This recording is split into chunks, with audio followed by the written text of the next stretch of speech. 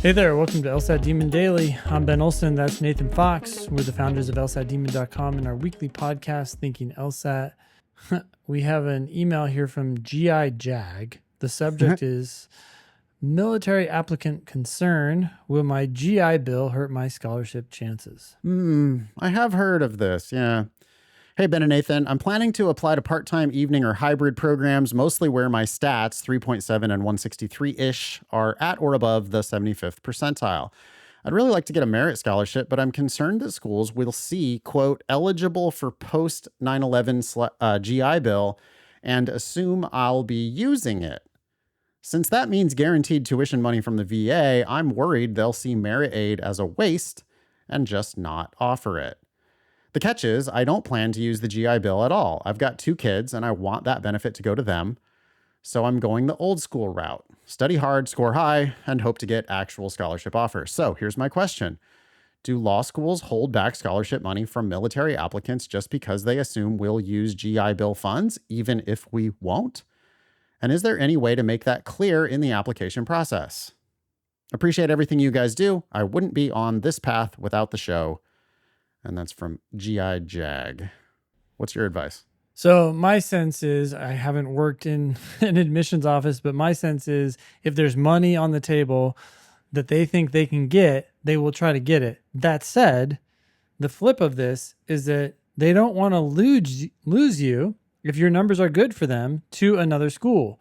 So the same old tactics apply here. Apply broadly, figure out all the schools you can go to, and make sure that they know you are willing to go to another school that offers you a better offer. Yeah, and I don't understand where, quote, eligible for the post 9/11 GI Bill, end quote, Shows is up. going to appear on your application. I feel like it. Yeah, I don't know where it would either, but it seems like it could be information they would somehow get a hold of. Yeah. I do have one overarching tip here, which is kind of universal advice for all applicants anyway, which is just apply broadly and see what kinds of offers you actually get. Yep. Don't stats and just like fantasize about what kinds of offers you're likely to get. Instead, just go out and get those offers. So get the best LSAT you can, apply broadly, and then when it comes down to it, just don't sign for anything less than your actual worth. Yeah. Just don't accept bad offers. It's like, back to the car. I just went through the awful car purchase process. And it's like, you have to go in there just prepared to walk away. They're going to take you from the like overly obsequious sales guy. And then they're going to go, oh, well, now you got to sit down with the finance manager. And then the finance manager is going to come up with 10 other ways to try to fuck you. Yeah. And you just have to be willing to say, no, that wasn't on the original deal. Take that off. No, I'm declining that. Yeah, I know. Extended warranty. No, I don't want any of that. Roadside assistance. No, I don't want that. No, I don't want any of this shit.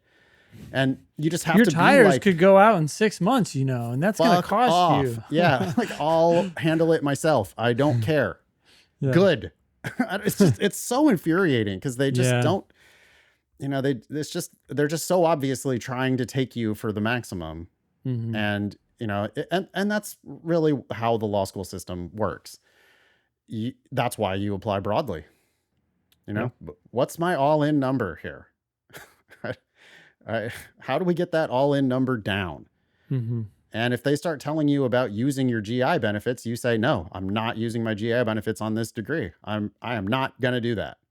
Yep. And I'm also not going to pay your tuition. So, you make an offer. Make me a merit offer or else I walk. And you put yourself in position to do that because you have applied broadly.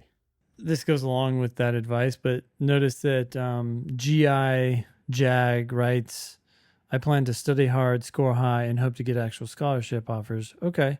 Yeah, score high. How many times have you taken the test? How many times do you plan to take the test? Are there more tests that you can practice on? get better at, more questions you can study. How long are you willing to keep working on your LSAT score? Because you're at 163, which is good, but it has a lot of room for improvement too.